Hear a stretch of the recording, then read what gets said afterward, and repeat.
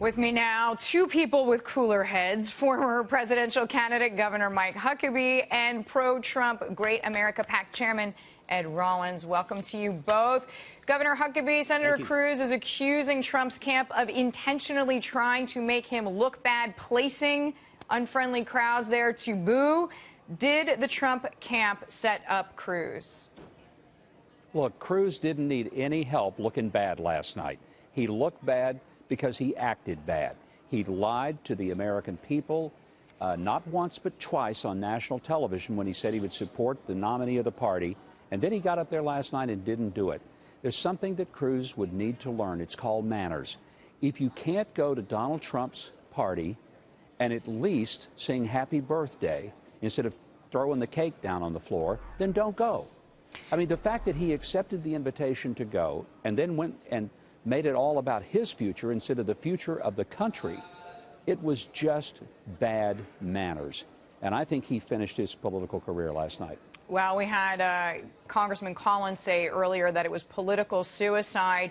Ed, I want to bring in this point because one of my Twitter followers sent me a link, actually, to a rival network pointing out where during a town hall that Donald Trump essentially reneged on his pledge to support another candidate.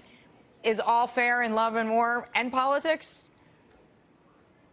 Well, obviously, taking pledges is something very special, and the pledge was taken on the stage a year ago by all the candidates, and the one candidate who didn't raise his hand at that point in time was Donald Trump. Mike Huckabee did, everybody else did. They pledged that they would support the nominee of the party. The party went to him. They basically did everything they could to get him to agree to that, and he did agree to that, and he's lived up to it. The problem, Cruz made his own bed here. What Cruz could have done is started his speech by simply saying, we had a long, hard fight. I made a pledge at the beginning of this campaign I would support the nominee of this party. I am asking my supporters to support Mr. Trump. We need to be energized. We need to go out and beat Hillary Clinton. Then he could have given exactly the same speech, which was a very good speech talking about Constitution and what have you, conservative, and he'd been a hero. That's all he had to do. And if he was so principled that he couldn't do that, he should have said, thank you very much, I'm not coming to your convention. And nobody accuses him of not having the intellect to know how to frame a conversation in a certain way. What are you expecting tonight, Governor? I'll start with you, Ed. I want your thoughts. But what do you expect to hear? What do you want to hear? I think what we're going to hear is a very presidential-level speech by Donald Trump.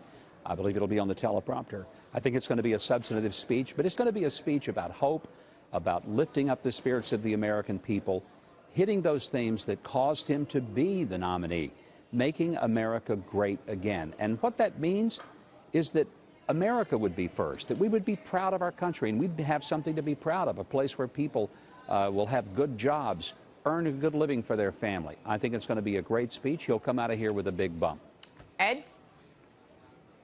I feel the same way. I think what a president has to do is he has to inspire the country to move in a direction. He clearly has to point out what his agenda is, where he wants to move the country, how he's going to make it great. This is a speech in which the American public are not going to look at him as an entertainer, not going to look at him as a candidate. They're going to look at him as a future president, and they're going to make a judgment, and he has to act very presidential, and I'm sure he will. Ed Rollins, Governor Huckabee, thank you so much.